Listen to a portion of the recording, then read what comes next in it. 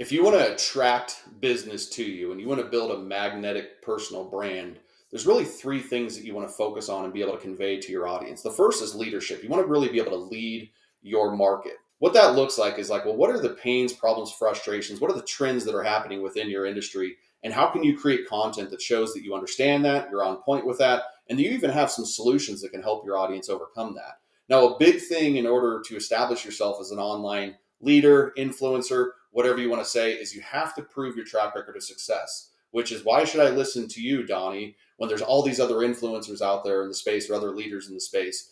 And the reason is, well, because I have a proven track record of success. And so one of the things that you're going to want to do is make sure that you're driving your narrative by showcasing your wins, testimonials, case studies, and things like that.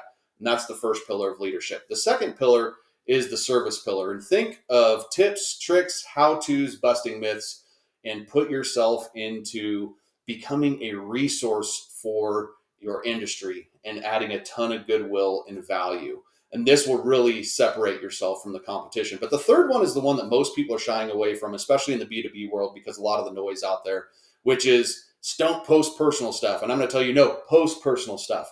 Okay. We call this the connection piece because there's so much noise out in the marketplace. And yes, establishing yourself as a leader and proving yourself to your audience is one thing.